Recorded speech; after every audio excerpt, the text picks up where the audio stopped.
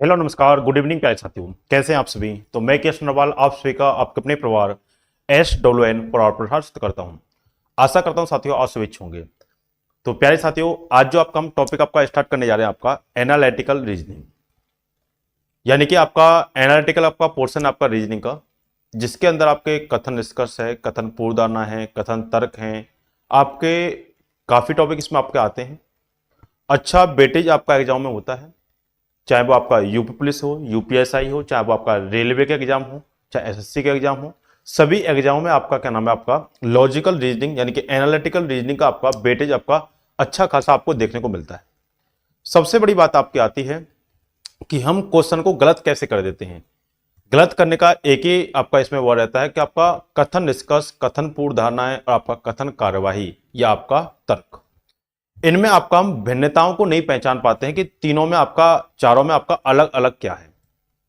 हमें क्वेश्चन देखते हैं तो चारों के क्वेश्चन आपको एक जैसे लगते हैं, लेकिन करने का तरीका चारों का अलग अलग होता है। वो एक बात ध्यान रखिएगा।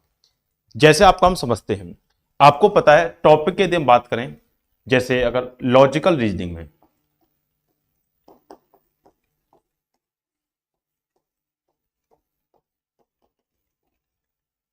देखिएगा, लॉजिकल रीजनिंग की यदि हम प्यारे बच्चों बात करते हैं तो आपको पता है, अगर हम तीन जो सबसे मेन टॉपिक है आपका, उनका आप एक बार देखिएगा। बाकी इसमें आपके टोटल जो आपके टॉपिक आते हैं वो आपके 12 टॉपिक आपके टोटल हैं। 12 टॉपिक कैसे हैं आपके?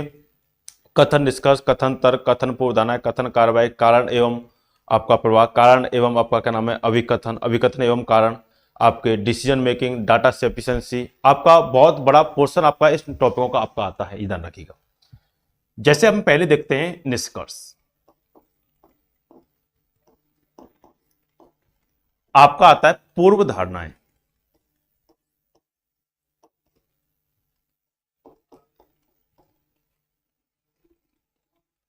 ठीक, आपका आता है तर्क। इन तीनों को जोड़ा जाता है, आपको पता है किससे? कथन से।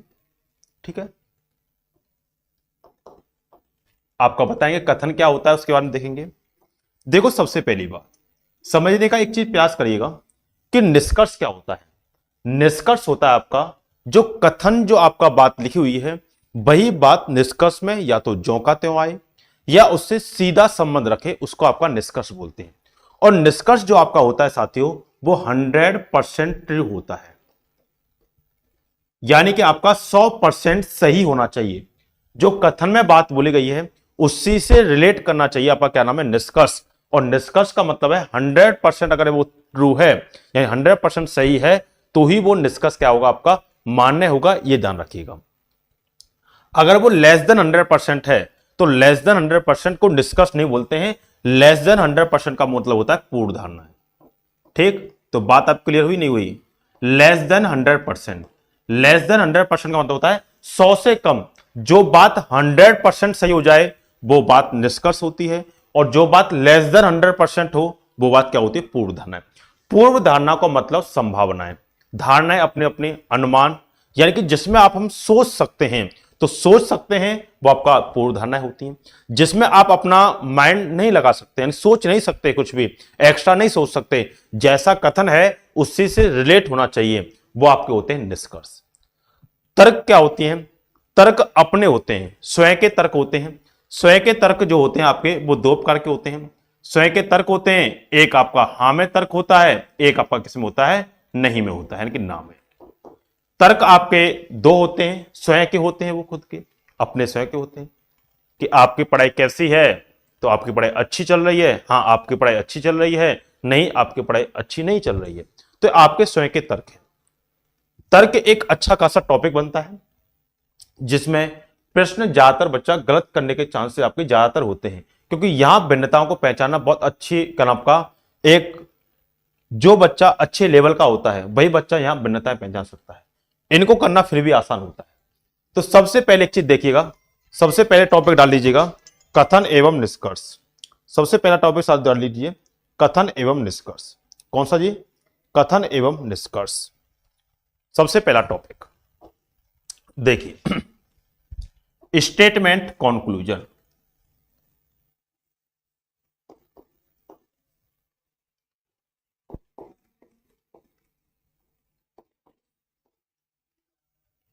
कथन, निष्कर्ष साथियों, स्टेटमेंट, कंक्लूजन। स्टेटमेंट, कंक्लूजन यानी कि साथियों कथन, निष्कर्ष। समझने का प्रयास कीजिए। स्टेटमेंट, कंक्लूजन यानी कि साथियों कथन एवं निष्कर्ष। देखिए, सबसे पहली बात होती है कथन क्या होता है। पहले आपका हम यह जान लें कि आपका जो कथन होता है वो क्या होता है। एकदम बारीकी से आपका हम इन चीजों को सीखेंगे। ऐसा नहीं कि डायरेक्ट आप क्वेश्चन पे आ जाए, क्योंकि क्वेश्चन को आप डायरेक्ट करोगे तो क्वेश्चन तो भाई किताब वगैरह में है ही है, तो आप यहां से कर सकते हो, उनके पीछे हल भी होता है। लेकिन पहले चीज है कि क्वेश्चन आए तो हमारी मेंटलिटी क्या होनी चाहिए हल करने की। अगर आपकी मेंटलिटी इसमें शार्प है, आपकी सोचने की क्षमता आपकी अच्छी है, तो आप इन क्वेश्चनों को 100% ट्रू ही करोगे, कभी फॉल्स नहीं कर सकते। ये ध्यान रखिएगा और समझने का प्रयास करें। कथन होता है किसी भी विषय, कोई भी तथ्य हो,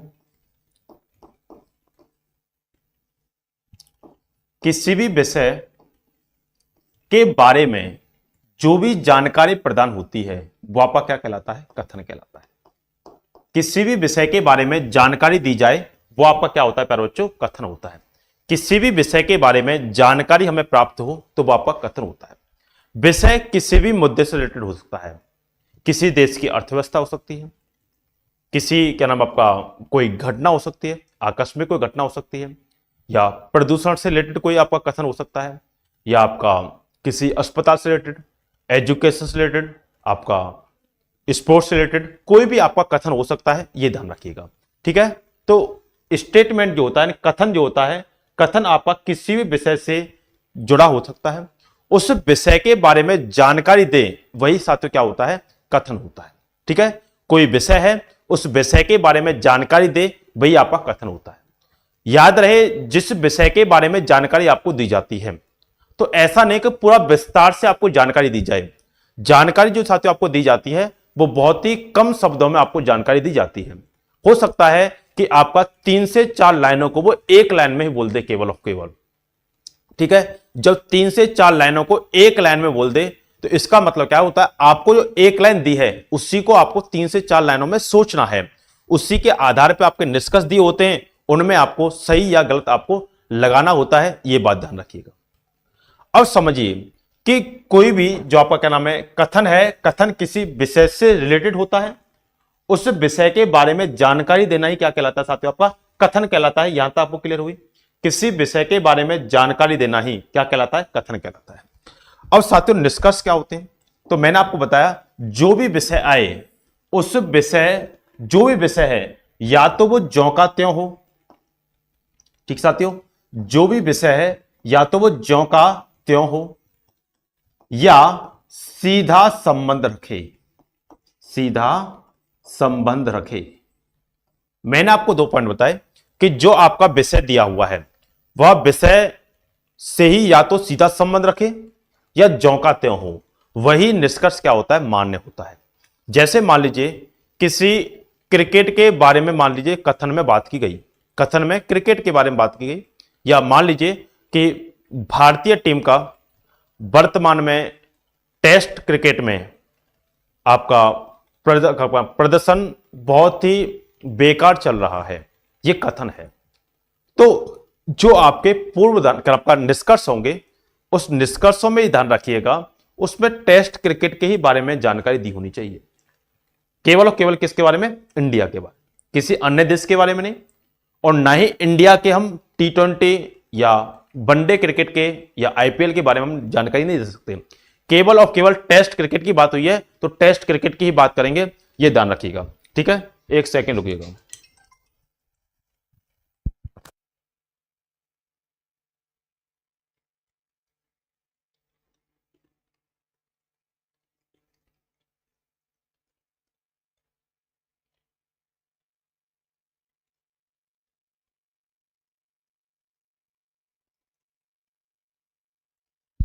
देखिए, तो मैंने आपको बताया कथन होता है किसी विषय से रिलेटेड हो, उस विषय के बारे में जानकारी दे, वो क्या कहलाता है, कथन कहलाता है।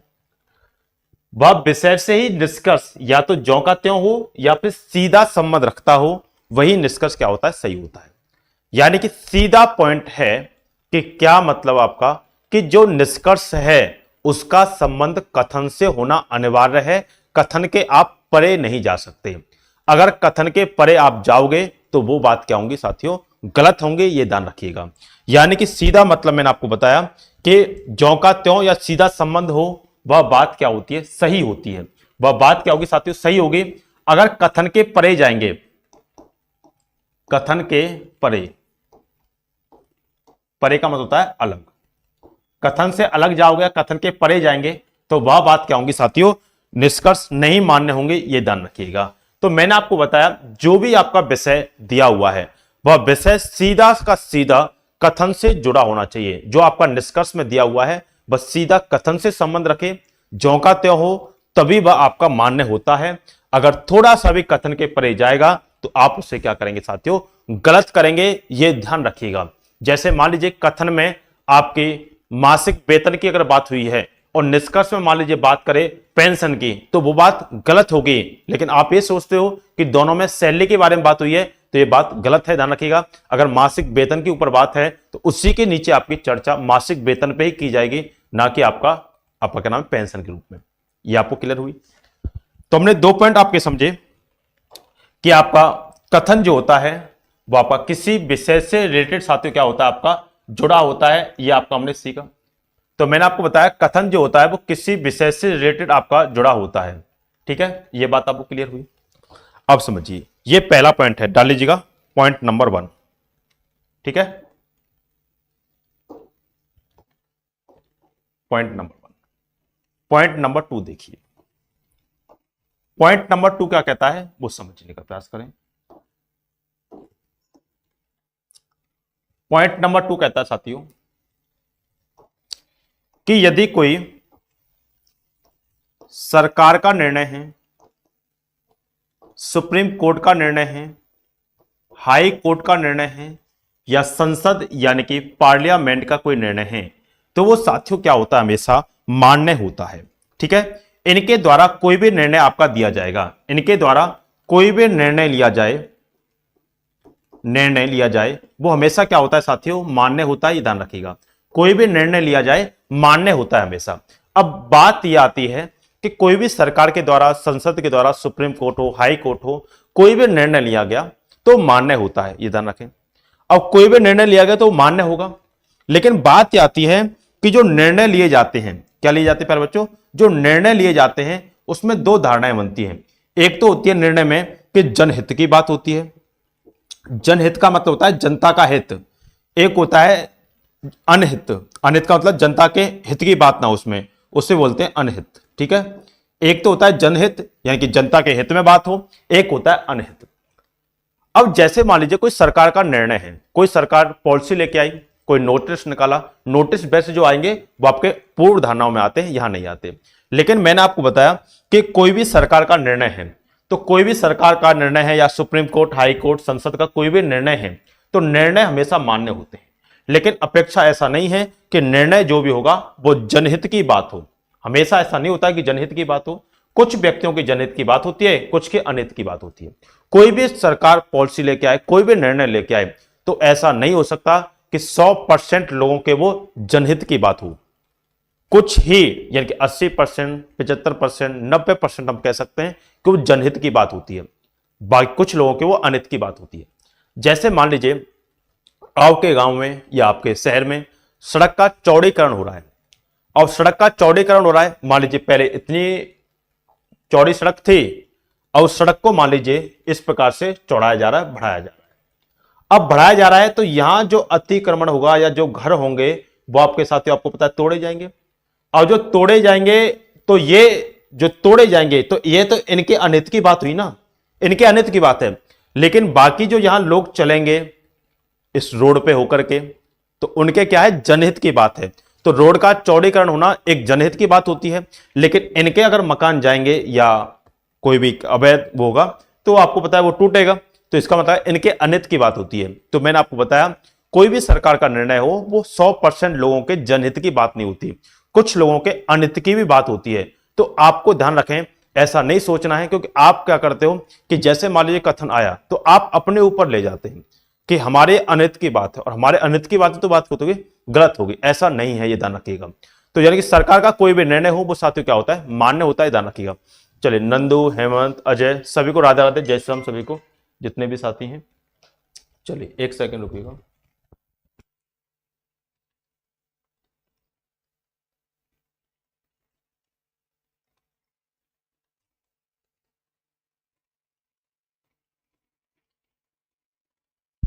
चलिए साथियों, तो मैंने आपको क्या बताया, पॉइंट पे ध्यान दीजिए कि कोई भी सरकार का या सुप्रीम कोर्ट, हाई कोर्ट, संसद का कोई भी निर्णय है वो साथियों हमेशा क्या होता है, मान्य होता है, ये ध्यान रखिएगा। ठीक है, कोई भी सरकार, सुप्रीम कोर्ट, हाई कोर्ट या संसद का कोई भी निर्णय है वो हमेशा निर्णय क्या होता है, मान्य होता है, ध्यान रखिएगा। मैंने आपको बताया निर्णय ऐसा नहीं होगा कि 100% जनता के हित में हो, वह कुछ परसेंट जनता के हित में होता है और कुछ परसेंट अनहित में भी होता है। तो आप अगर अनहित में आ रहे हैं तो आप उस कथन को गलत नहीं कर सकते, चाहे वो जनता के हित में हो चाहे वो अनहित में हो, दोनों ही वो आपको शर्तें माननी होंगी, ये ध्यान रखिएगा। क्योंकि किसका निर्णय है, सरकार का निर्णय है, और सरकार का निर्णय हमेशा सर्वोपरि होगा, ये ध्यान रखिएगा। ठीक है, तो ये बात पॉइंट आपको क्लियर होंगे। तो 1 पॉइंट मैंने आपको बताया कि कथन किसी विषय से रिलेटेड यानी कि जुड़ा होता है, कोई भी हो सकता है, कोई भी विषय हो, किसी विषय के बारे में जानकारी दे उसे क्या कहते हैं, कथन कहते हैं। लेकिन उस विषय के बारे में ज्यों का त्यों या सीधा संबंध कथन से हो तो वो क्या होता है साथियों, वो सही होता है। लेकिन मैंने आपको बताया कथन के परे नहीं जा सकते, कथन के यदि आप परे जाओगे तो वो बात क्या होंगी साथियों, आपका गलत मान्य होंगे, ये ध्यान रखिएगा। ठीक साथियों, चलिए पॉइंट यहां तक क्लियर है कि नहीं है, एक बार बताने का प्रयास करें।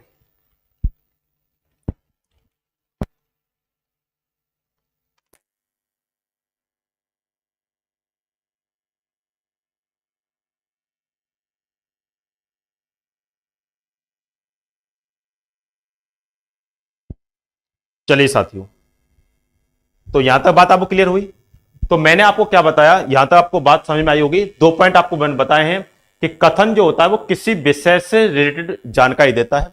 कोई भी विषय, कोई विषय हो सकता है, कोई मुद्दे की बात हो सकती है, तो कथन होता है किसी विषय से रिलेटेड यदि कथन है तो उसके बारे में जानकारी देता है, वो कथन कहलाता है। मैंने आपको बताया कोई भी विषय हो सकता है, वह विषय निष्कर्ष में, जो भी विषय है वह उसका संबंध निष्कर्ष में या तो ज्यों का त्यों होना चाहिए या साथियों क्या है, सीधा संबंध रखे, या तो ज्यों का त्यों हो या सीधा संबंध रखे, वही निष्कर्ष आपका क्या होगा साथियों, सही होगा, यह ध्यान रखिएगा। आप कथन के परे नहीं जा सकते, यह ध्यान रखिएगा। मैं दोनों पॉइंटों को लेकर चलूंगा। आप कथन के परे नहीं जा सकते, अगर कथन के परे जाओगे तो यानी कि अलग जाते हो कथन से, तो आपका निष्कर्ष क्या होता है साथियों, मान्य नहीं होगा, यह ध्यान रखिएगा। तो निष्कर्ष का सबसे पहला पॉइंट आपका, कथन से सीधा संबंध आपका जुड़ा होना चाहिए, आप कथन के परे नहीं जा सकते, यह बात ध्यान रखिएगा। दूसरा पॉइंट मैंने आपको बताया कि दूसरा पॉइंट है सरकार, सुप्रीम कोर्ट, हाई कोर्ट, संसद का कोई भी साथियों निर्णय है वो आपका क्या होता है, मान्य होता है, सरकार सर्वोपरि। ठीक है, सरकार का निर्णय है तो आपका मान्य होगा। मैंने आपको बताया कोई भी सरकार का निर्णय है ऐसा नहीं होता है कि वो 100% जनता के क्या हो, हित में हो। 100% जनता के हित में है ऐसा कोई भी निर्णय नहीं होता है, लेकिन कुछ लोगों के वो जनहित में होता है, कुछ के अनहित में होता है। और जनहित का मतलब जनता का हित, अनहित का मतलब जनता के अनहित, यानी कि हित में वो बात नहीं बोली गई है। तो आपने एक ध्यान रखिए, कोई भी निर्णय है, जैसे मैंने आपको बताया कि सड़क का चौड़ीकरण हो रहा है, तो सड़क का चौड़ीकरण हो रहा है तो वो जनता के हित की बात है, लेकिन उस चौड़ीकरण में जिन व्यक्तियों के घर वगैरह जाएंगे उनके अनित की भी बात है। तो मैंने आपको बताया दोनों ही निर्णय मान्य होंगे, चाहे वो जनहित में हो चाहे वो अनित में हो, तो दोनों ही निर्णय क्या होते हैं साथियों, वो मान्य होते हैं, ये बात आप ध्यान रखिएगा। ठीक साथियों, चलिए तीसरा पॉइंट आपका हम चलते हैं, ये आपके 2 पॉइंट आपके मैंने कराए हैं, तीसरा पॉइंट समझिएगा।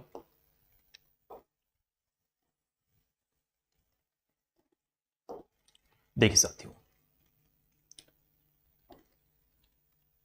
तीसरे पॉइंट को समझे। कुछ वर्ड आएंगे जैसे यही,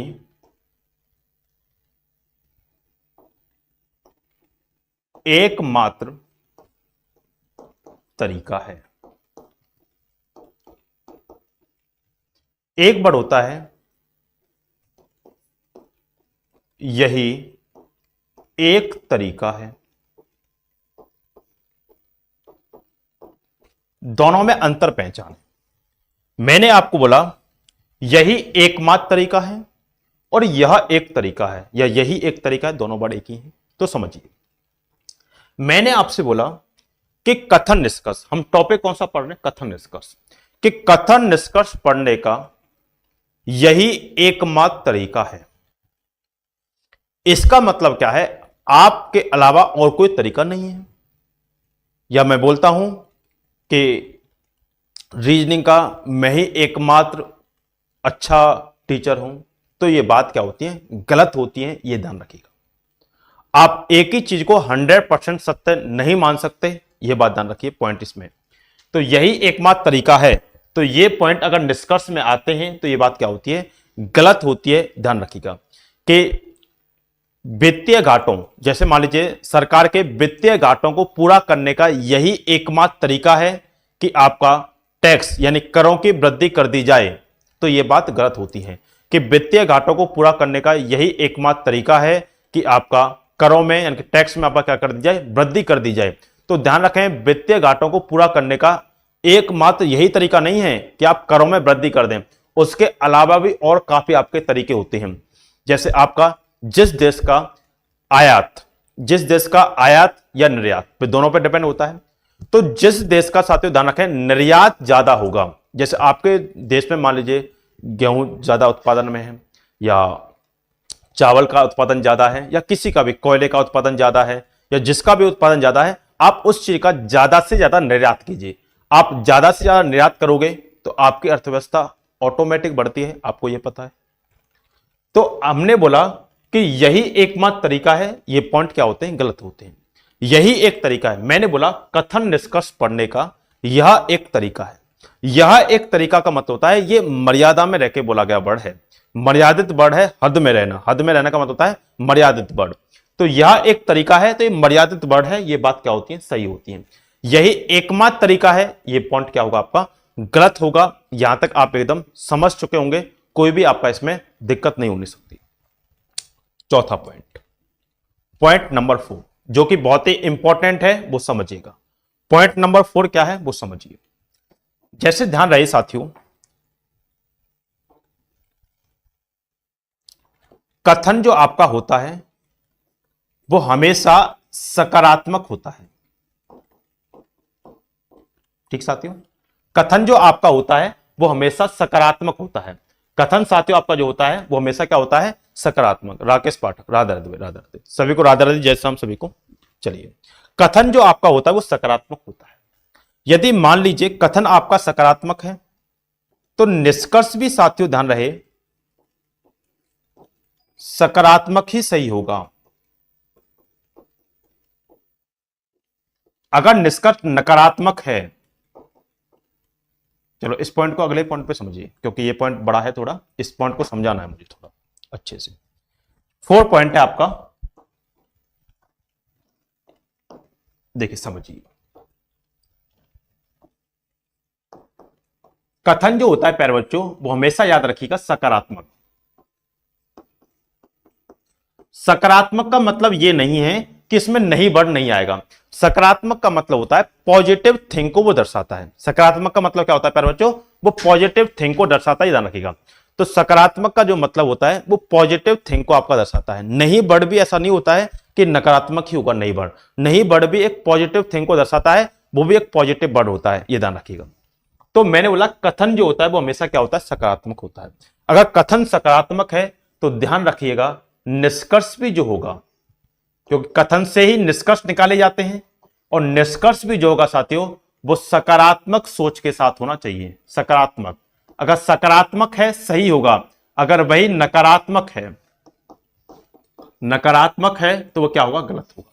अब नकारात्मक का मतलब ये नहीं होता है कि नहीं वर्ड आ जाए तो वो नकारात्मक है। तो ध्यान रहे, नहीं वर्ड दोनों में आ जाता है, ऐसा कोई दिक्कत नहीं है। तो नहीं वर्ड ऐसा नहीं कि जो नकारात्मक को ही दर्शाएगा। तो इस पॉइंट को आप समझिए ध्यान से। एक सकारात्मक सोच होती है, एक पॉजिटिव सोच, एक नेगेटिव। आपकी थिंक कैसी है, पॉजिटिव थिंक है आपकी, नेगेटिव थिंक है, इसके ऊपर डिपेंड होता है कि सकारात्मक सोच है आपकी कि नकारात्मक सोच है। जैसे मान लीजिए मैंने बोला कि इस शहर में युवाओं की संख्या, या मैंने बोला पढ़ने वालों की संख्या क्या है, बहुत कम है। तो यहां कोचिंग खुलनी चाहिए, हमें मुनाफा होगा। सेकंड है यहां कोचिंग नहीं खुलनी चाहिए, यहां मुनाफा नहीं होगा। अब आपने देखा पहला है कि यहां कोचिंग खुलनी चाहिए, यहां मुनाफा होगा, ये पॉजिटिव सोच को दर्शाता है। कोई भी जब हम बिजनेस करते हैं तो बिजनेस जो हम करते हैं वो हमेशा पॉजिटिव सोच के साथ करते हैं, लेकिन पॉजिटिव सोच में भी अंतर होता है। ऐसा नहीं है कि मान लीजिए किसी राज्य की क्या नाम आपका जनसंख्या कम है, जैसे मान लीजिए सिक्किम में जाकर के मान लीजिए आप कोको कोला की फैक्ट्री खोल दें, तो कोको कोला की फैक्ट्री अगर आप सिक्किम में जाके खोलोगे जबकि जनसंख्या कम है तो घाटा होना ही होना है, ये स्वाभाविक है। अगर वही कोको कोला की फैक्ट्री मान लीजिए आप उत्तर प्रदेश में खोलते हैं या बिहार में खोलते हैं या और भी राज्य यहाँ पे उनमें खोलते हैं तो वहां मुनाफा होगा। क्यों भाई, कोको कोला की फैक्ट्री है तो उसमें जब तक कोको कोला की खपत ही नहीं होगी तब तक कंपनी को मुनाफा कैसे हो जाएगा, और खपत कहां हो गई, जनसंख्या ज्यादा होगी। तो मेन चीज होता है आपका कोई भी बिजनेस आपका किया जाता है तो पॉजिटिव सोच के साथ किया जाता है, लेकिन पॉजिटिव सोच तभी आपका निर्भर करती है कि वो बिजनेस से आपका रिलेटेड है कि नहीं है। तो मैंने आपको बताया कि कोको कोला की फैक्ट्री वहीं खोली जाएगी जहां पर क्या है, जनसंख्या ज्यादा है, ऐसा नहीं कि जहां पर जनसंख्या ज्यादा नहीं है। तो अब इस पॉइंट को ध्यान रखिएगा।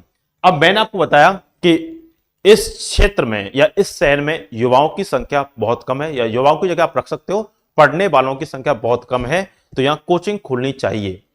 तो पहला निष्कर्ष आया, जी हां यहां कोचिंग खुलनी चाहिए क्योंकि यहां आपका क्या नाम है, कोचिंग खुलनी चाहिए क्योंकि इसमें मुनाफा होगा। तो ये बात गलत हो जाएगी, क्योंकि जब युवाओं की संख्या ही कम है तो कोचिंग में मुनाफा नहीं हो सकता। तो आपकी जो पॉजिटिव सोच भी है तो वो भी आपकी क्या हो जाएगी साथियों, गलत हो जाएगी। लेकिन यहां कोचिंग नहीं खुलनी चाहिए क्योंकि यहां युवाओं की संख्या बहुत कम है तो घाटा होगा। तो ये बात सही है, जो बात नहीं बढ़ा रही है उसको हम सही कर रहे हैं, और जो बात आपका क्या नाम है पॉजिटिव दे रहा है उसको हम गलत कर रहे हैं, क्योंकि आपके थिंक सोचने के अलग अलग है। क्योंकि जब युवाओं की संख्या ही कम है तो ये आपका निर्धारित करता है कि आपका यहां क्या है साथियों, लॉस होगा, ये बात ध्यान रखिएगा। तो ये मेन बात होती है आपकी सकारात्मक और नकारात्मक सोच क्या है उसके आधार पे साथियों आपके निर्णय लिए जाते हैं, ये ध्यान रखिएगा। बात यहां तक क्लियर है कि नहीं है? तो अब ऐसा मत कीजिएगा कि निष्कर्ष देखा उसमें नहीं बढ़ देखा तो डायरेक्ट उसको गलत कर दिया।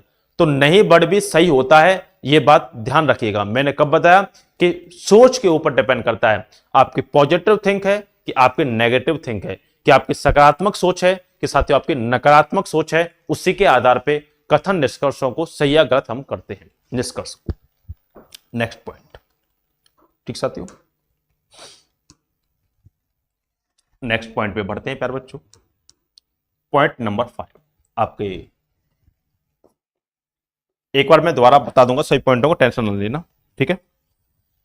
नेक्स्ट पॉइंट की तरफ बढ़ते हैं, 5वां पॉइंट है, समझिएगा, प्रयास कीजिएगा।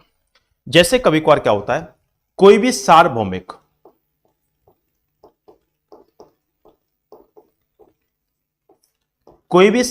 सत्य बात है, सार्वभौमिक सत्य, यूनिवर्सल ट्रुथ। सार्वभौमिक सत्य का मतलब यूनिवर्सल ट्रुथ। ये बात क्या होती है साथियों, मान्य होती है। कोई सार्वभौमिक सत्य बात है, वो बात क्या होगी साथियों, मान्य होती है। मान्य क्यों होती है वो समझिएगा।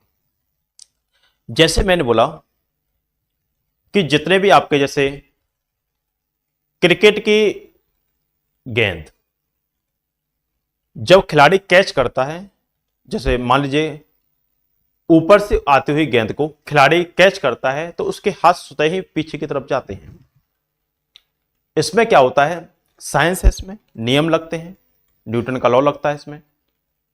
तो न्यूटन का लॉ है इसमें, तो इसका मतलब है सार्वभौमिक सत्य बात है। जैसे एक नाव चल रही है, यदि उस नाव के आप मध्य में खड़े हैं तो आपको बताया नाव चलेगी, इसमें कोई दिक्कत नहीं है। अगर आप नाव के बिल्कुल आगे आके खड़े हो जाते हैं एक ही पैर पे, तो वो नाव आपको पता है पलट जाएगी। और जब साथियों नाव पलट जाए तो यानी कि आप क्या है, उस नियम के विरुद्ध गए हैं, जो सार्वभौमिक सत्य बात है उसके आप विरुद्ध गए हैं, तो बात क्या होगी, गलत मान्य होगी। तो मैंने आपको बताया सार्वभौमिक यूनिवर्सल ट्रुथ जो बात होगी वो आपकी क्या होगी, हमेशा सही मान्य होगी, ये ध्यान रखिएगा, ठीक है। जैसे किसी पेड़ से कोई फल गिरता है तो वो नीचे की तरफ आएगा, ऊपर की तरफ नहीं आएगा, क्योंकि ये सार्वभौमिक सत्य बात है और बात क्या होंगी, मान्य होंगी, ये ध्यान रखिएगा। ताजमहल आगरा में है, दिल्ली में तो हो नहीं सकता, तो सार्वभौमिक सत्य बातें, और सार्वभौमिक सत्य बातें हमेशा क्या होती है साथियों, मान्य होती है, ये ध्यान रखिएगा। तो पांचवा पॉइंट आपको समझ में आएगा कि सार्वभौमिक सत्य बात क्या होती है साथियों, मान्य होती है, ये ध्यान रखिएगा। नेक्स्ट आपको आगे बढ़ते हैं, समझने का प्रयास करिएगा। चलिए इसी में समझते हैं। छठवां पॉइंट है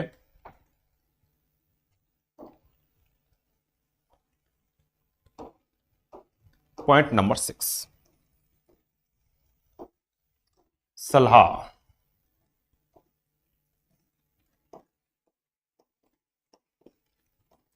सलाह जो होती है प्यारे बच्चों, वो क्या होती है, अमान्य होती है, यानी कि मान्य नहीं।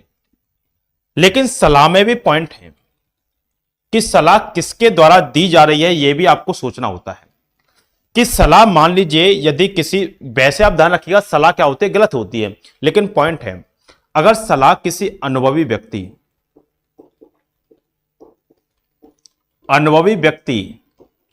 के द्वारा यदि सलाह दी गई है, अनुभवी व्यक्ति द्वारा सलाह मान्य होगी। ठीक है जी, अनुभवी व्यक्ति द्वारा सलाह जो दी जाती है वो साथियों क्या होगी, आपका मान्य होगी। यह बात ध्यान रखिएगा। अब अनुभवी व्यक्ति द्वारा सलाह क्या होती है वो समझिएगा। मैंने आपको बताया सलाह जो होती है वो क्या होती है, मान्य नहीं होती है, लेकिन पॉइंट है किसी अनुभवी व्यक्ति द्वारा अगर सलाह दी जाए वो साथियों क्या होती है, आपकी मान्य होती है, ध्यान रखिएगा। तो अनुभवी व्यक्ति द्वारा सलाह जो दी जाएगी आपको वह मान्य होगी हमेशा, उसके आप परे नहीं जा सकते। तो अनुभवी व्यक्ति की सलाह मान्य होती है। किस प्रकार से, जैसे मान लीजिए कि भारतीय टीम का टेस्ट क्रिकेट में बहुत ही प्रदर्शन खराब है, तो उसके बारे में मान लीजिए अगर सचिन तेंदुलकर या MS धोनी, युवराज सिंह, या आपके और भी काफी आपके जैसे विराट कोहली को मान लीजिए क्योंकि उन्होंने संन्यास लिया, राहुल द्रविड़, तो यदि यह सलाह देते हैं तो यह बात क्या होगी, मान्य होगी। क्योंकि उसी फील्ड का यदि व्यक्ति है और उस फील्ड के व्यक्ति उसी के बारे में अगर सलाह दे रहा है तो बात क्या होगी, आपका मान्य होगी।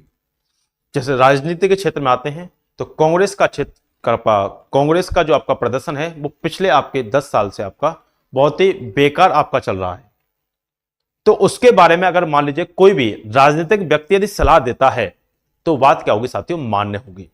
लेकिन वो राजनीतिक तथ्य भी जो आपका है वो अनुभवी व्यक्ति द्वारा दी जानी चाहिए सलाह। ऐसा नहीं कोई व्यक्ति से आप सलाह ले रहे हैं, तो अनुभवी व्यक्ति द्वारा अगर यदि सलाह दी गई है तो वो साथियों क्या होगी, आपका मान्य होगी। ये देश की अर्थव्यवस्था के बारे में यदि बात है तो यदि कोई अर्थशास्त्री यदि सलाह दे रहा है तो वो साथियों क्या होगी, आपकी मान्य होती है। जैसे आप पढ़ रहे हैं तो आप पढ़ रहे हैं, आपको गैर चलता यदि सलाह दे रहा है तो वो मान्य नहीं होती है। तो मैंने बताया सलाह मान्य नहीं हो गई, लेकिन आपको कोई सलाह दे रहा है, उसी फील्ड का दे रहा है। जैसे आप मान लीजिए यूपी पुलिस की तैयारी कर रहे हैं और यूपी पुलिस में चयनित व्यक्ति यदि आपको सलाह दे रहा है तो उसकी बात आप मान्य हो गई, ये ध्यान रखिएगा। क्यों, मैंने आपको बताया सलाह तभी मान्य होगी जब किसी अनुभवी व्यक्ति द्वारा सलाह दी जाए तो साथियों मान्य होती है, यानी कि सलाह देने वाला व्यक्ति उसी फील्ड से रिलेटेड होना चाहिए। यह बात ध्यान रखिएगा। बात क्लियर हुई नहीं हुई, आगे बढ़िए। नेक्स्ट पॉइंट नंबर 6 हो गए आपके, 5 6 हो गए, 7 वाला लिए। पॉइंट नंबर 7, प्यारे बच्चों संभावनाएं।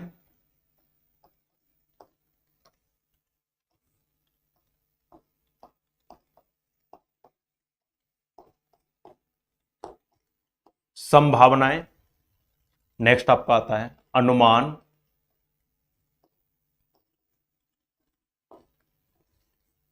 धारणाएं। ये सभी जो आपकी होती हैं ये क्या होती हैं, गलत होती हैं। यानी कि निष्कर्ष का मतलब होता है 100% सही होना चाहिए। मैंने आपको स्टार्टिंग में बताया था, ये आपने पॉइंट समझा हो, यदि मैंने आपको बताया था कि निष्कर्ष का मतलब ही है 100% ट्रू। निष्कर्ष का मतलब होता है 100% ट्रू। पूर्व धारणा होती है लेस देन 100%। लेस देन 100% का मतलब हो सकता है, ये हो सकता है, ऐसा अगर फील हो जाने लग जाए कि हो सकता है तो इसका मतलब है कि आपका लेस देन 100% बात है वो, और जो बात 100% ट्रू हो, 100% ट्रू वही निष्कर्ष होगा।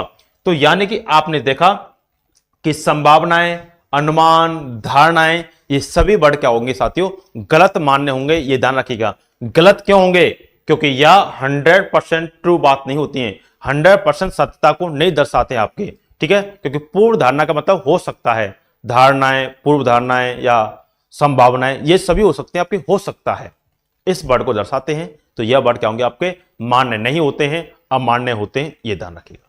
बात यहां तक क्लियर होगी, इसमें कोई दिक्कत नहीं है। नेक्स्ट पॉइंट नंबर 8 समझिए।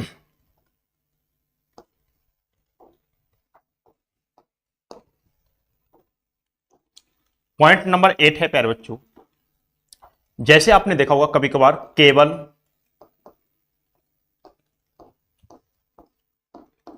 सर्वोत्तम,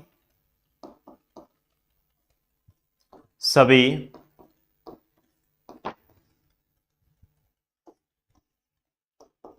प्रत्येक, यह वर्ड जो होते हैं साथियों, ये गलत मान्य होते हैं। यह क्या होते हैं, गलत मान्य होते हैं। कि केवल, सर्वोत्तम, सभी, प्रत्येक, यह वर्ड आपके गलत मान्य होते हैं। लेकिन कुछ केसेस आपने ऐसे देखे होंगे कि यह वर्ड आपके सही मान्य हुए होंगे। आप कथन निष्कर्ष पढ़ के गए, आपने देख लिया किताब में लिखा हुआ है कि केवल, प्रत्येक, सर्वोत्तम, सभी, ऐसे वर्ड अगर यदि आ जाएं तो निष्कर्ष क्या होता है, गलत होता है। लेकिन जब आंसर की आई तो वही निष्कर्ष क्या है, सही मान लिया गया। जिसमें केवल छुपा हुआ था और वही आपका सही मान लिया गया। तो ध्यान रहे, ऐसा भी होता है कि केवल, सर्वोत्तम, सभी, प्रत्येक, ये वर्ड सही भी मान्य हो जाते हैं, लेकिन इनके एक कैटेगरी है, वो समझिएगा। अगर केवल, सर्वोत्तम, सभी, प्रत्येक, अगर इनका संबंध कथन से है, समझिएगा, मैंने आपको बताया डायरेक्ट तो ये गलत होंगे। डायरेक्ट क्या होंगे साथियों, ये गलत होंगे, ध्यान रखिएगा, डायरेक्ट गलत होंगे। लेकिन यदि इनका संबंध, केवल, सर्वोत्तम, सभी, प्रत्येक, इनका संबंध, इनका संबंध यदि कथन से है, अगर केवल, सर्वोत्तम, सभी, प्रत्येक, इनका संबंध यदि कथन से है, बताऊंगा कैसे संबंध होता है। अगर संबंध कथन से है तो ध्यान रहे, यह निष्कर्ष में, निष्कर्ष में मान्य होंगे, निष्कर्ष में मान्य होंगे, यह ध्यान रखिए। ठीक है, तो यह बात निष्कर्ष में मान्य होंगे कैसे समझिएगा। मैंने आपको बताया केवल, सर्वोत्तम, सभी, प्रत्येक, आपके मन में सीधा धारणा क्या जाएगी, गलत होते हैं। यदि केवल, सर्वोत्तम, सभी, प्रत्येक, अगर इनका संबंध जो है कथन से हो तो वह बात क्या होती है, निष्कर्ष में मान्य होगी। क्यों होती है वो समझिए। जैसे मैंने बोला, ऐसा नहीं होगा कि कभी कथन में केवल, सर्वोत्तम ये वर्ड आएंगे, आएंगे नहीं, लेकिन आपको फील करना पड़ेगा। अगर क्वेश्चन फील हो जाए तो फिर क्वेश्चन को करने का एक अलग ही मजा आता है, ये ध्यान रखिएगा। जैसे समझने का प्रयास करें, संबंध का होता क्या है मतलब, वो समझिए। जैसे मैंने आपसे बोला कि सर्वोत्तम इलाज के लिए अपोलो अस्पताल जाइए, ठीक है, सर्वोत्तम इलाज के लिए अपोलो अस्पताल जाइए। तो आपके माइंड में मैंने डायरेक्ट बोला कि सर्वोत्तम इलाज के लिए अपोलो अस्पताल जाइए।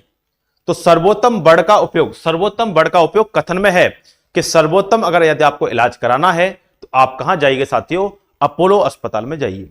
तो सर्वोत्तम इलाज के लिए अपोलो अस्पताल में जाइए, ये आपके माइंड में सीधी धारणा गई कि इसके अलावा और कोई अस्पताल उत्तम नहीं है। ये बात सही होगी। आपका सभी अस्पतालों में अपोलो अस्पताल उत्तम है, तो सभी अस्पतालों में अपोलो अस्पताल उत्तम है, यहां सभी बढ़ाया, लेकिन यह फिर भी सही होगा, क्योंकि सभी अस्पतालों में अपोलो अस्पताल उत्तम क्यों है, क्योंकि सर्वोत्तम इलाज के लिए अपोलो अस्पताल में जाइए। तो यह ध्यान रखिएगा, तो यह बात सही होती है। अगर कथन से जुड़ा संबंध है केवल, सर्वोत्तम, सभी, प्रत्येक का, तो बात क्या होंगी, सही होंगी। यह बात ध्यान रखिएगा, ठीक है ना। तो कब सही होंगे, तो ये सब सही होंगे जब कथन का संबंध केवल, सर्वोत्तम, सभी, प्रत्येक से है, तो ये बात निष्कर्ष में सही होंगे, मान्य होती हैं। बाकी पॉइंटों को मैं आपका जो आपके क्वेश्चन हम कराएंगे उसके माध्यम से मैं आपको समझाऊंगा, ये ध्यान रखिएगा। पॉइंट नंबर 9,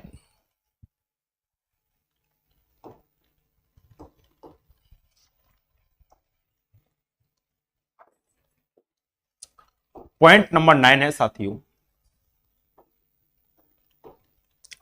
तुलना, कंपेयर। तुलना गलत होगी, ये ध्यान रखिएगा। तुलनात्मक वर्ड जो होते हैं वो साथियों क्या होते हैं, आपके मान्य नहीं होते। वो तुलनात्मक वर्ड साथियों क्या होते हैं, आपके अमान्य होते हैं। आप किसी से तुलना नहीं कर सकते। कथन में मान लीजिए बात बोली गई है भारतीय अर्थव्यवस्था के बारे में, तो भारतीय अर्थव्यवस्था के बारे में यदि कथन में बात बोली गई है तो आप निष्कर्ष में चाइना के या पाकिस्तान, नेपाल या अदर कंट्री की आप अर्थव्यवस्था की बात नहीं कर सकते, ये ध्यान रखिएगा। तो तुलना नहीं कर सकते, किसी से हम कंपेयर नहीं कर सकते, ये ध्यान रखिएगा, ठीक है। कंपेयर वाले जो वर्ड होंगे तो ये गलत होते हैं। जैसे मैंने बोला था सर्वोत्तम इलाज के लिए अपोलो अस्पताल में जाइए, और नीचे क्या आया, इस तरह के कई अस्पताल हैं, कई अस्पताल हैं, ये तुलना हो गई। और जब बात तुलना की हो जाए तो वो बात क्या होती है, आपके गलत मान्य होती है। यानी तुलनात्मक वर्ड जो होते हैं वो साथियों क्या होंगे, आपके गलत मान्य होंगे। एक बार पॉइंटों को रिवाइज कर लेते हैं, क्या क्या आपके पॉइंट हैं वो देख लीजिए दोबारा से। मैंने आपको बताया कि निष्कर्ष, पूर्व धारणाएं, तर्क, इनमें अंतर क्या होता है। निष्कर्ष का मतलब होता है जो कथन में बात वही बोली गई है वही बात निष्कर्ष में 100% ट्रू होनी चाहिए, और जो बात 100% ट्रू हो वह बात क्या होती है, सही होती है। पूर्व धारणा का मतलब होता है लेस देन 100%। यहां अगर कोई बात 100% सही हो गई तो बात गलत हो जाएगी, क्योंकि 100% का मतलब वो निष्कर्ष होते हैं, पूर्व धारणा नहीं होती। तर्क अपने स्वयं के होते हैं, हां या ना में होते हैं।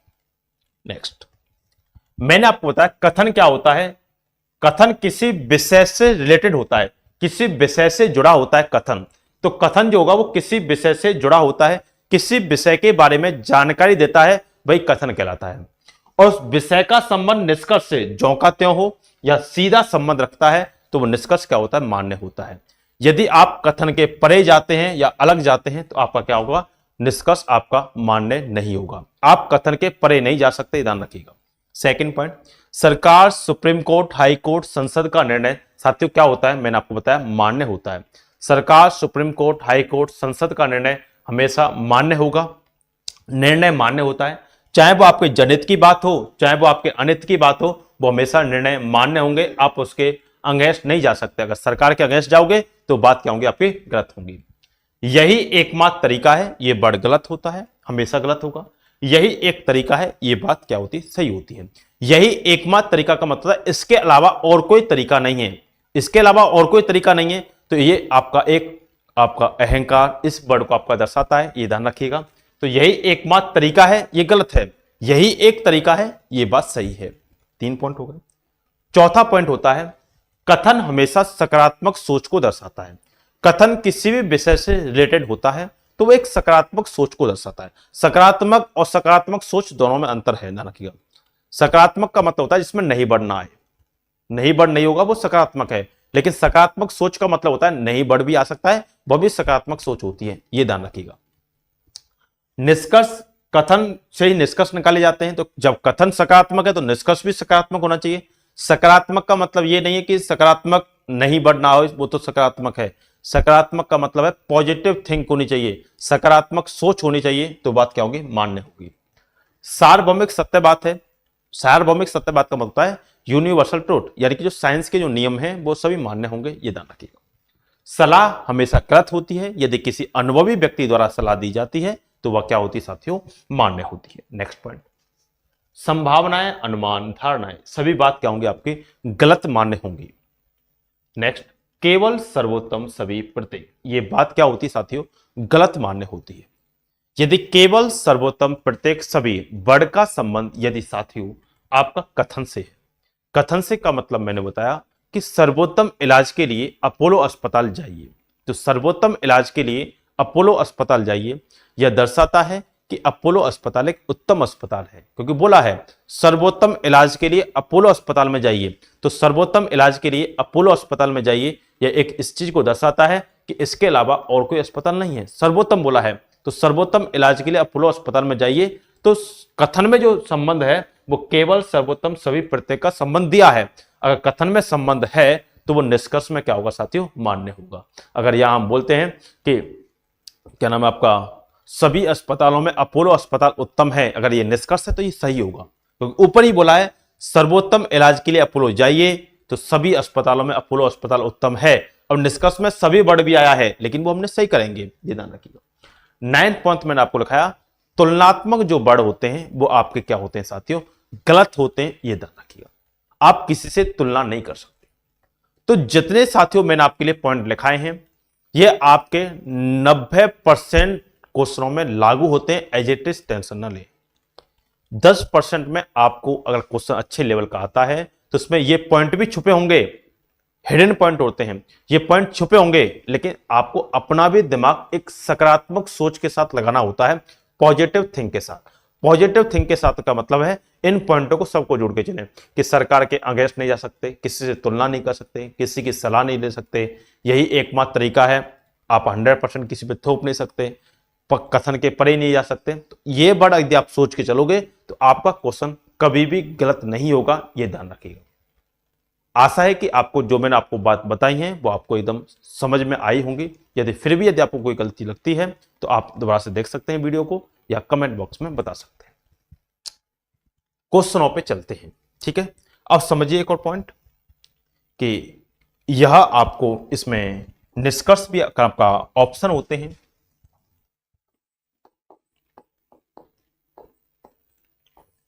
ऑप्शनों की भी धारणा होती है कि जैसे मान लीजिए ए ऑप्शन है कि फर्स्ट निष्कर्ष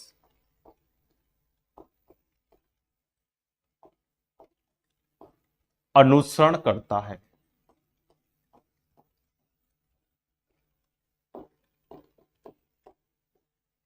फर्स्ट निष्कर्ष अनुसरण करता है, अनुसरण करने का मतलब फॉलो, ठीक है। सेकंड बी ऑप्शन, सेकंड निष्कर्ष अनुसरण करता है।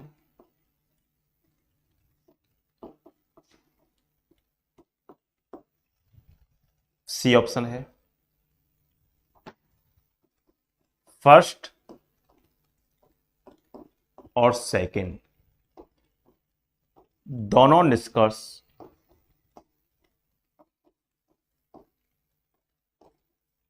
अनुसरण करते हैं।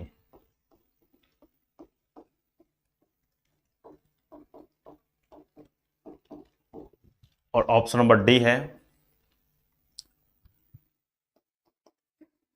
फर्स्ट और सेकंड ना तो फर्स्ट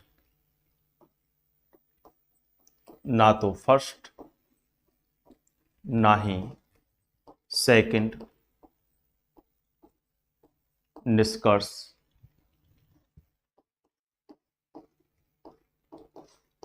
अनुसरण करता है।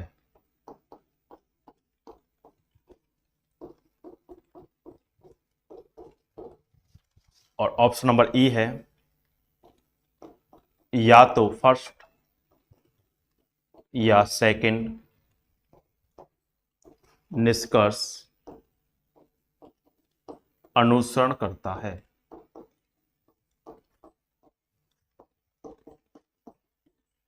ठीक है, ये आपके पॉइंट आते हैं, ध्यान रखिएगा। ठीक है, ये आपको ऑप्शन मिलेंगे, 5 ऑप्शन इस प्रकार से मिलेंगे। हो सकता है कोई भी एक ऑप्शन ना आए, 4 ऑप्शन आपको मिलते हैं। जिस एग्जाम में 4 ऑप्शन होंगे उसमें 4 मिलेंगे, जिस एग्जाम में 5 ऑप्शन होंगे उसमें 5 मिलेंगे।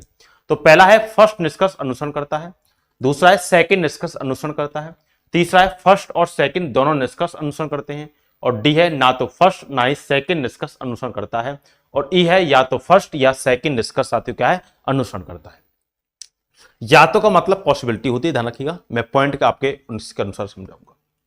देखिए पहला क्वेश्चन कथन है क्रिकेट के एक मैच में बनाए गए 200 में से 180 रन स्पिनर द्वारा बनाए गए। स्टेटमेंट है spinners scored 180 out of 200 run in a cricket match. ठीक है, यानी क्रिकेट के एक मैच में बनाए गए 200 में से 180 रन स्पिनर द्वारा बनाए गए।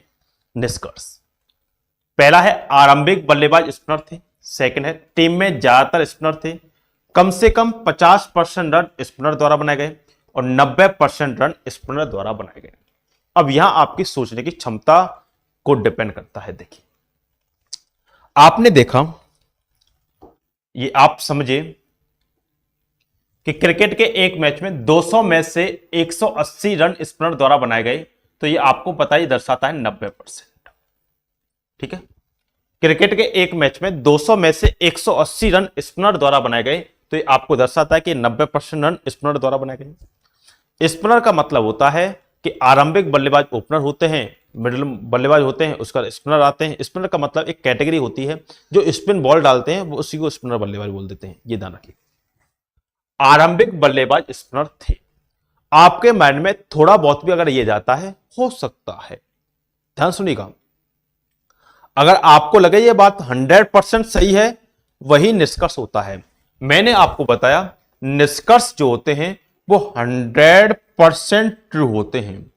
क्या होते हैं जी? 100% ट्रू। यानी कि निष्कर्ष का मतलब ही होता है, निष्कर्ष का मतलब है 100% ट्रू।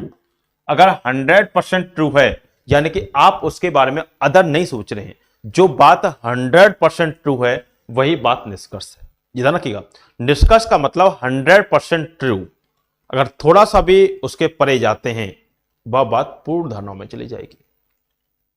निष्कर्ष का मतलब होता है केवल और केवल 100% ट्रू होना चाहिए। आप पहले वाले को पढ़िए कि आरंभिक बल्लेबाज स्पिनर थे, ये कहा नहीं जा सकता। ये आपने देखा कि क्रिकेट के एक मैच में बनाए गए 200 में से 180 रन स्पिनर द्वारा बनाए गए। हो सकता है ओपनर जल्दी आउट हो गए हों, उसका स्पिनर ने बना दिया। तो आरंभिक बल्लेबाज स्पिनर थे, ये कहा नहीं जा सकता। तो ये अजम्पशन है, ये यानी कि अनुमान है। ये क्या है जी? अनुमान है। और जो बात अनुमान में हो वह बात क्या होती है? गलत होती है। अनुमानित बात गलत हो गई, ये ध्यान रखिएगा। अनुमान नहीं कर सकते। आरंभिक बल्लेबाज स्पिनर थे, हमें नहीं पता, ये अनुमान है, ये अनुमान बात क्या होंगी? गलत होंगी। टीम में ज्यादातर स्पिनर थे, हम नहीं कह सकते टीम में ज्यादातर स्पिनर थे, नहीं थे। भाई ऐसा भी होता है, एक ही खिलाड़ी रन बना देता है। तो टीम में ज्यादातर स्पिनर थे, यह बात भी किसको दर्शाती है साथियों? अनुमान को दर्शाती है। ये बात अनुमान है, तो ये बात भी गलत हो जाएगी। सेकंड पॉइंट भी गलत है। कम से कम 50% स्पिनर द्वारा बनाए गए, ये समझने का पॉइंट है, इसको समझिएगा। देखिए, कम से कम और ज्यादा से ज्यादा समझिएगा। कम से कम और ज्यादा से ज्यादा, यानी कि मिनिमम और मैक्सिमम, ज्यादा से ज्यादा, ये काम के उल्टे नाम होते हैं। नाम के उल्टे काम ये हम बोलते हैं। जैसे बहादुर, नाम बहादुर है और मान लीजिए चूहा के डर से भाग गए। नाम शेर सिंह है, चूहा के डर से भाग गए। नाम राजकुमार है और देखने में आपको पता है कैसा है। तो यानी कि सीधा वर्ड है कि कम से कम और ज्यादा से ज्यादा। कम से कम का मतलब उल्टा होता है। कम से कम इतना होना चाहिए। तो कम से कम का मतलब ज्यादा से ज्यादा होता है, ग्रेटर देन, और ज्यादा से ज्यादा का मतलब लेस देन। कम से कम उल्टा होता है। कैसे, वो समझिए।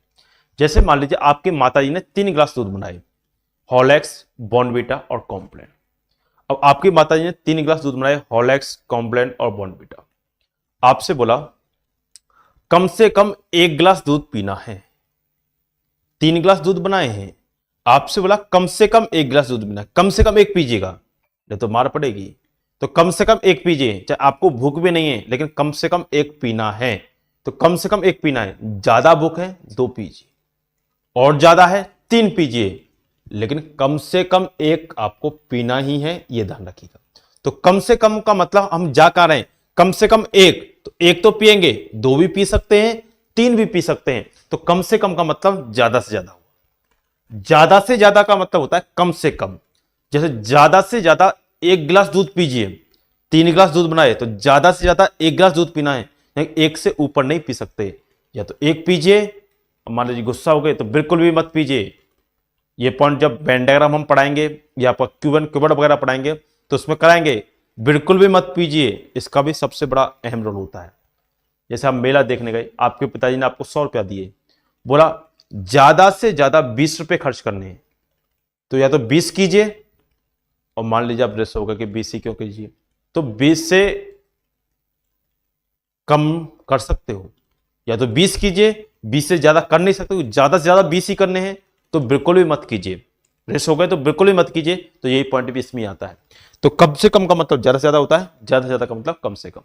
तो उसने बोला आपको पता है 90% रन स्पिनर ने बनाए हैं, तो कम से कम 50% रन है, कम से कम का मतलब ज्यादा से ज्यादा, कम से कम 50 हैं ये तो हैं भाई, 100 90 बनाए हैं तो कम से कम 50 तो हैं, तो ये बात क्या होगी, सही होगी। कम से कम 50% रन स्पिनर द्वारा बनाए गए तो ये बात सही है। अगर ये होता ज्यादा से क्या नाम आपका, ज्यादा से ज्यादा 50% रन स्पिनर द्वारा बनाए गए तो ये बात गलत होती। ज्यादा से ज्यादा 50% रन स्पिनर द्वारा बनाए गए, ये बात गलत है, ठीक है। सेकंड है, फोर्थ 90% रन स्पिनर द्वारा बनाए गए, ये तो आपको डायरेक्ट दिख रहा है कि 90% ही बनाए हैं, तो ये बात क्या होगी आपकी, चौथी भी सही है। तो 90% रन स्पिनर द्वारा बनाए गए, ये बात क्या होगी साथियों आपकी, सही होगी, ये ध्यान रखिएगा, ठीक साथियों। कोई दिक्कत है यहां तक, कोई दिक्कत नहीं होगी आपको, ज्यादा से ज्यादा, ठीक है। तो आपका तीसरा और चौथा आपका क्या है, सही है। नेक्स्ट आइए, नेक्स्ट है, कथन है वकील लोग केवल गोरी लड़कियों से विवाह करते हैं, शोभा बहुत गोरी लड़की है।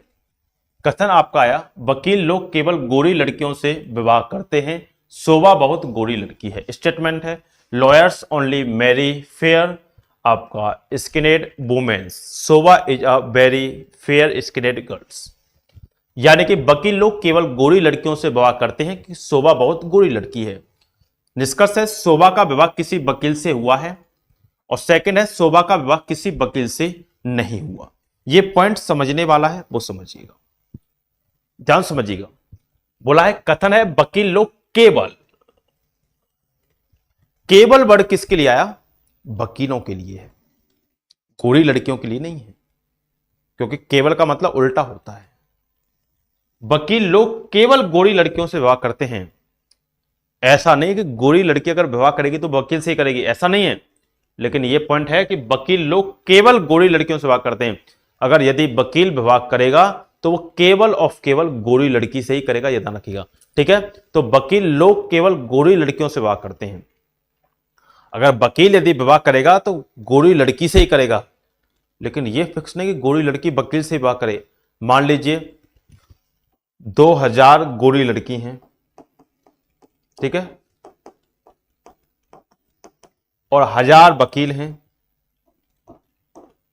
तो 1000 वकील 2000 में से 1000 को तो ले जाएंगे, लेकिन 1000 तो आपके लिए रह गई ना, तो 1000 में से आपके लिए भी हैं। तो इसका मतलब क्या है कि शोभा बहुत गोरी लड़की है, तो यह हम नहीं कह सकते कि शोभा बहुत गोरी लड़की है कि शोभा का विवाह किसी वकील से हुआ है कि नहीं हुआ, ये इसके बारे में हम नहीं कह सकते, ये एक अनुमान है, ठीक है, अनुमान। तो पहला बोला है कि शोभा का विवाह किसी वकील से हुआ है, हो सकता है हुआ हो सकता है नहीं हुआ, ठीक है।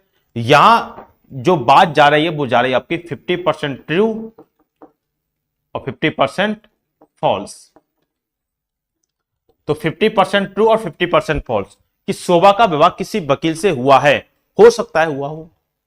सेकंड है कि शोभा का विवाह किसी वकील से नहीं हुआ, तो यह बात भी सेम है कि हो सकता है 50% ट्रू हो,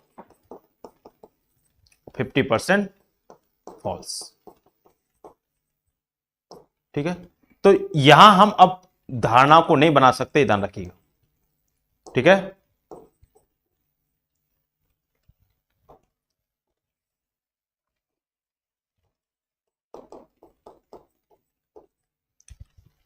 अब आपने देखा कि शोभा का विवाह किसी वकील से हुआ है, तो यह भी हो सकता है, और शोभा का विवाह किसी वकील से नहीं हुआ, हो सकता है।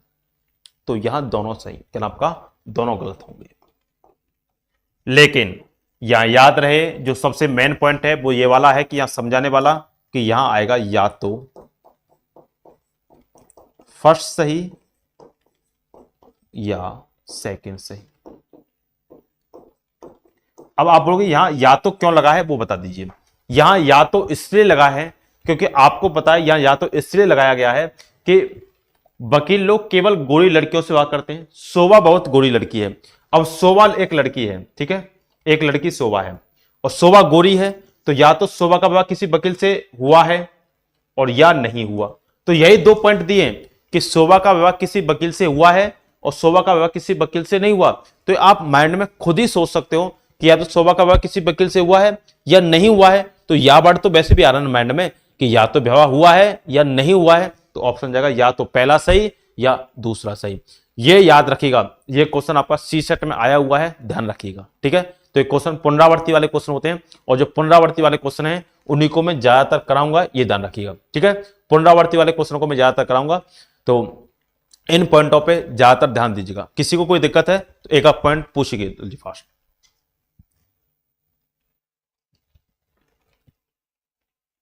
जल्दी पूछेगा किसी को कोई दिक्कत हो तो।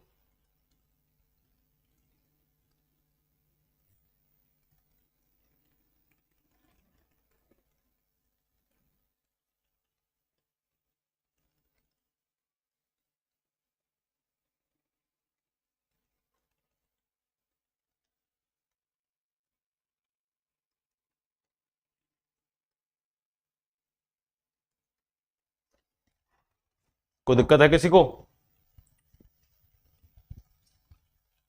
नहीं है, चलिए।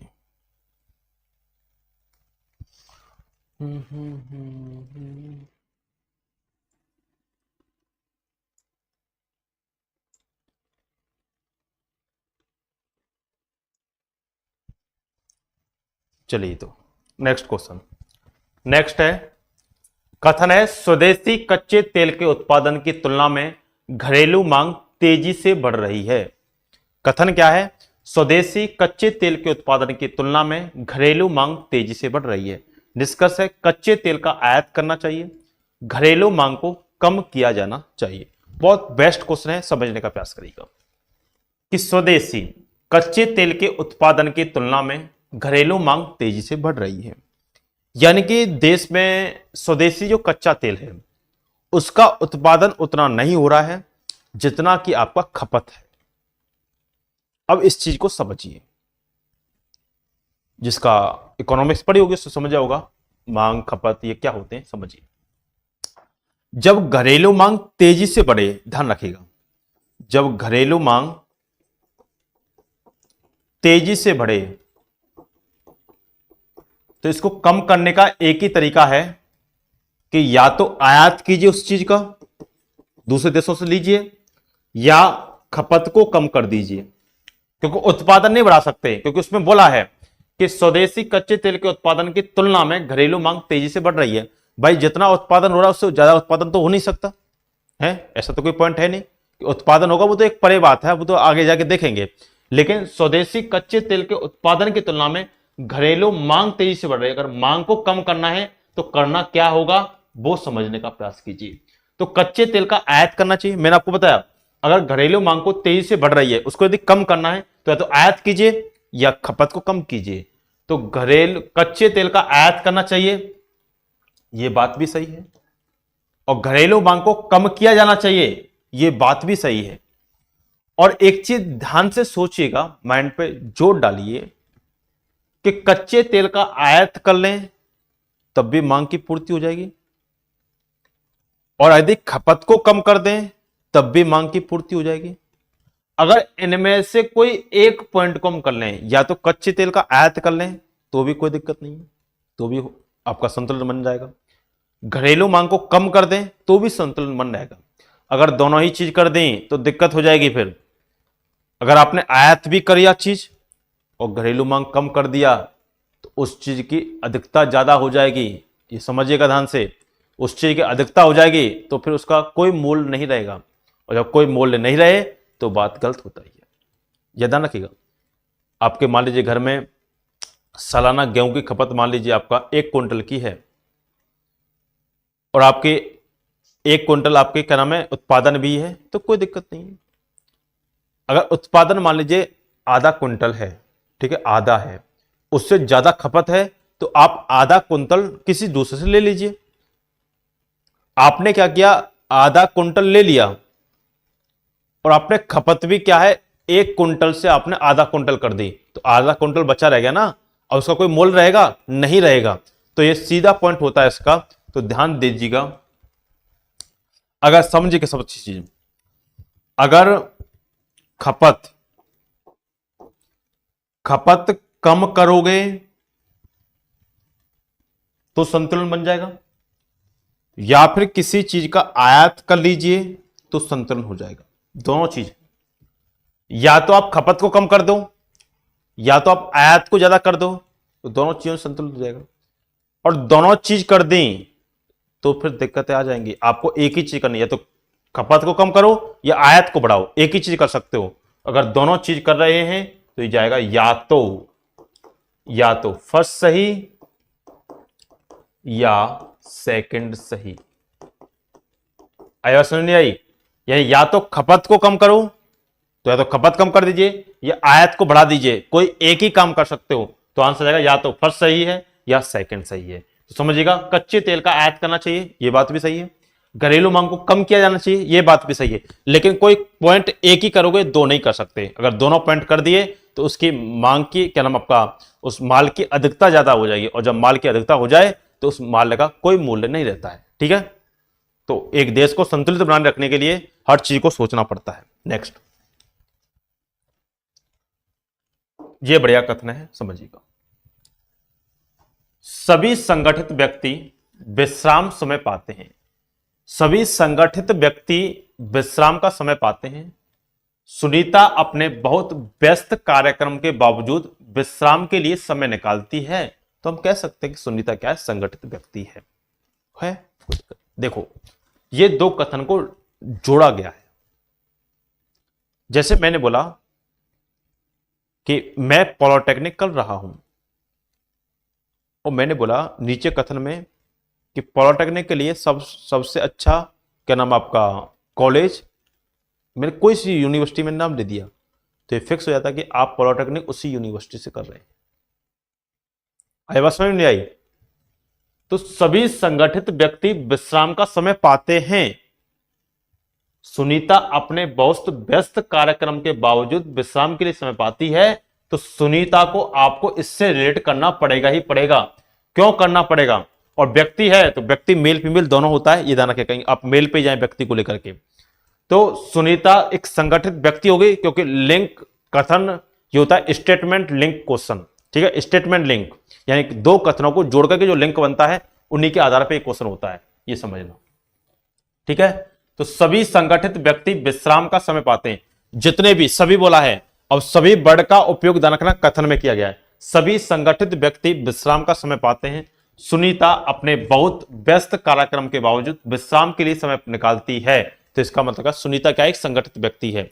तो निष्कर्ष है सुनीता एक संगठित व्यक्ति है, ये बात सही है, क्योंकि ये बात कथन से निकाली गई है। सुनीता एक मेहनती इंसान है, तो ये बोला है सुनीता अपने बहुत व्यस्त कार्यक्रम, व्यस्त है तो इसका मतलब मेहनती है। ठीक है, तो दोनों ही सही हो जाएंगे, बहुत सही। फर्स्ट व सेकंड दोनों सही होंगे। ठीक है, सुनीता एक संगठित व्यक्ति है, सुनीता एक मेहनती इंसान है, दोनों सही हो जाएंगे, पहला व दूसरा। नेक्स्ट है कथन है यह पुस्तक जैड एकमात्र पुस्तक है जो 1950 और 1980 के बीच भारत में गरीबी की समस्या पर अपना ध्यान केंद्रित करती है। निष्कर्ष पहला है 1950 से पहले गरीबी का कोई सवाल नहीं था। सेकंड है 1950 से 1980 के दौरान भारत में गरीबी से संबंधित कोई अन्य पुस्तक नहीं है। समझने का प्रयास कीजिए जल्दी, फास्ट। बहुत ही आसान क्वेश्चन है, बच्चा वाला क्वेश्चन है, ये ज्यादा कठिन नहीं है, तो बनाने का प्रयास करें साथियों, जल्दी फास्ट।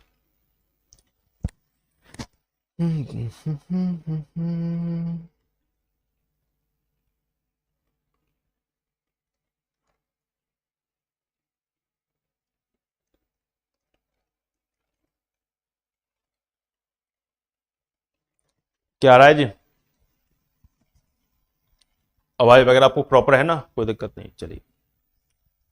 हाँ जी, यह पुस्तक जैड, देखिए पुस्तक जैड के बारे में बोला गया है। यह पुस्तक जैड एकमात्र पुस्तक है। एकमात्र वर्ड का अब उपयोग आपका कथन में हो गया है, ये ध्यान रखिएगा। एकमात्र वर्ड का उपयोग कथन में हुआ है, तो एकमात्र, सर्वोत्तम, प्रत्येक, केवल, सभी ऐसे वर्ड अगर कथन से जुड़े हैं तो वो निष्कर्ष में भी आएंगे।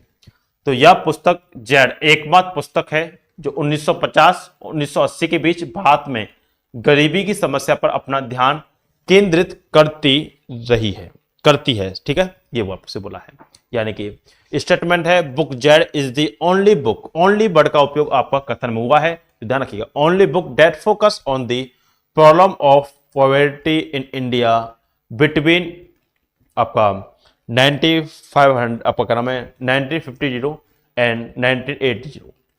ठीक है, चलिए निष्कर्ष है 1950 से पहले गरीबी का कोई सवाल नहीं था।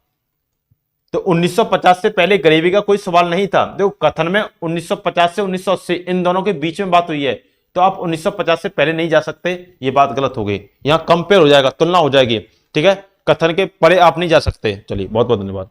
नेक्स्ट है 1950 से 1980 के दौरान भारत में गरीबी से संबंधित कोई अन्य पुस्तक नहीं है। तो कोई अन्य पुस्तक नहीं है तो कथन के परे नहीं जा रहे। जो कथन में बोला गया है कि एकमात्र, और जब एकमात्र बात कथन में जुड़ा हो तो बात क्या होता है, सही होता है। एकमात्र वर्ड अगर कथन में जुड़ा हो तो वह बात क्या होती है, आपकी सही होती है। यह आपको मैंने बताया था, ठीक है ना जी, कोई दिक्कत नहीं। नेक्स्ट नेक्स्ट आइए,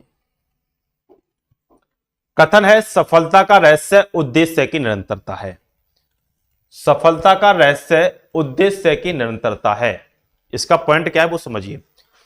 अगर मान लीजिए आपको सफल होना है तो आपका जो उद्देश्य है उसकी एक निरंतरता होनी चाहिए। आपको मान लीजिए यूपी पुलिस में सफल होना है, तो यूपी पुलिस में यदि आपको जॉब लगानी है तो आपका उद्देश्य है कि यूपी पुलिस में जॉब लगानी है, तो उसकी एक निरंतरता होनी चाहिए पढ़ाई की। अगर निरंतरता नहीं है पढ़ाई की तो फिर आपको दिक्कतें रहेंगी, ये ध्यान रखिएगा। तो एक निरंतरता होनी चाहिए। तो सफलता का रहस्य उद्देश्य की निरंतरता है। उद्देश्य क्या है, उसकी निरंतरता होनी चाहिए, ठीक है। उद्देश्य आपका पढ़ाई करना, तो इसकी निरंतरता डेली आप 4 घंटे 5 घंटे जितना भी आप पढ़ रहे हैं तो डेली पढ़िए। ऐसा नहीं किसी दिन 5 घंटे, किसी दिन 2 घंटे, किसी दिन 3 घंटे, किसी 1 घंटे। तो निरंतरता, उद्देश्य की निरंतरता, आपका उद्देश्य क्या है उसकी एक निरंतरता होनी चाहिए। तो पहला है रोज के टपकने से पत्थर भी घिस जाते हैं, रस्सी आवाज जाते सिल पे पड़त निशान, ठीक है। इसका मतलब क्या है वो पॉइंट समझिए कि रोज के टपकने से पत्थर भी घिस जाते हैं, रस्सी आवाज जाते सिल पे पड़त निशान। रोज के टपकने से पत्थर भी घिस जाते हैं। जैसे आप रोज का मतलब है ओस की बूंद, ठीक है, ओस की बूंद। रोज के टपकने से पत्थर भी घिस जाते हैं, रोज का मतलब ओस की बूंद। ओस की बूंद एक ही जगह पे बार बार गिरे, डेली गिरे, तो आपको पता है उस जगह पे छेद हो जाएगा, नहीं हो जाएगा। ओस की बूंद लगातार एक ही जगह पे बार बार गिर रही, तो उस जगह पे छेद हो जाएगा। तो यानी कि रोज के टपकने से पत्थर भी घिस जाते हैं और रस्सी आवाज जाते सिल पे पड़त निशान। आपने देखा होगा, आप गांव वगैरह से बिलोंग करते हैं तो आपने देखा होगा, अगर आप रस्सी से डेली एक ही जगह से पानी यदि आप खींचते हैं कुएं से तो उस जगह पे निशान पड़ जाते हैं। निशान क्यों पड़ते हैं, क्योंकि उसका एक ही उद्देश्य है। हो गई भाई राकेश पाठक, होगी, टेंशन लो, ठीक है। तो आपका रस्सी आवाज जाते सिल पे पड़त निशान, अगर आप रस्सी को एक ही जगह पे बार बार खींच रहे तो आपको पता है उस पर निरंतरता निशान बनेंगे। तो उस पर निशान क्यों बने, क्योंकि निरंतरता थी, और निरंतरता हो किसी उद्देश्य को लेकर के तो बात क्या होती है, सही होती है। क्योंकि जैसी बात कथन में वैसी बात निष्कर्ष में सेम है। क्योंकि सफलता का रहस्य उद्देश्य की निरंतरता। आपका उद्देश्य क्या है, आपका उद्देश्य अगर छेद करना है तो आप उस पर लगातार प्रयास करते जाइए। तो रोज के टपकने से पत्थर भी घिस जाते हैं, रस्सी आवाज जाते सिर पे पड़त निशान, तो पहला सही। सेकंड है सफलता पाने के लिए एकांगी भक्ति आवश्यकता होती है। एकांगी भक्ति का मतलब क्या होता है वो समझिए। एकांगी भक्ति का मतलब होता है आपका उद्देश्य क्या है, एकाग्रता। एकाग्रता का मतलब उसके बारे में कोई नहीं सोच रहे हैं आप। आजकल के बच्चे ऐसे होते हैं किताब हाथ में है ध्यान और कहीं, तो ऐसा नहीं होना चाहिए कि ठीक है, हाँ ओनली है इसलिए दोनों, हाँ जो भी आ जाए, ठीक है। तो ऐसा नहीं होना चाहिए कि आपका क्या नाम है हाथ में किताब है और आपका ध्यान कहीं और है, तो ऐसा नहीं होना चाहिए, ये बात गलत होगी, ध्यान रखिएगा, ठीक है। तो सफलता के लिए एकांगी भक्ति आवश्यकता है, तो सही बात है। अगर आपको सफल होना है तो आपको एक ही चीज पे फोकस बार बार करना पड़ेगा, ये इतना कर। एकांगी भक्ति, एकांगी भक्ति का मतलब है, भक्ति का मतलब पूजा पाठ नहीं हो जाएगा यहाँ पर। एकांगी भक्ति का मतलब एकाग्रता, एक ही चीज से रिलेट होना चाहिए, जुड़ा होना चाहिए। नेक्स्ट है कथन भारत में शीर्ष 10% परिवारों द्वारा साझा राष्ट्रीय आय का 35% है। इसका मतलब क्या है वो समझिए। भारत में टोटल पॉपुलेशन जो होगी 100% होगी, 100% में से ऊपर के टॉप वाले जो 10% है उनकी साझा आय कितनी है, 35% है। तो अब बचे कितने रह गए भाई, 90%, और 90% की साझा आय कितनी जाएगी, 65%।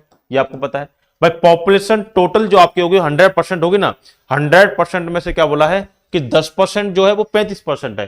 क्या नाम आपका ऊपरी के, यानी कि सबसे बेस्ट जो आपके 10% आएंगे उसका 35% है, बचे कितने 90%, का मतलब कितना का 65%। क्लियर? ठीक है। भारत में शीर्ष 10% परिवारों द्वारा साझा राष्ट्रीय आय का 35% है। जब कोई अर्थव्यवस्था तेजी से बढ़ती है तो आबादी के कुछ हिस्सों में धन की एकाग्रता होती है। सेकेंड है, भारत में राष्ट्रीय आय असमान रूप से वितरित की जाती है। बताइए पॉइंट कौन सही है? Focus mode. चलिए,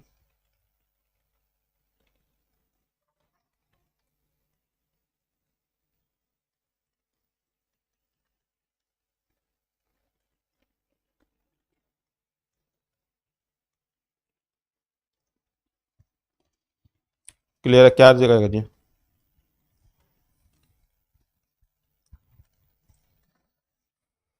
क्या आ रहा है जी? हाँ, पिछले वाले के दोनों होंगे, टेंशन ना लो। ठीक है ना?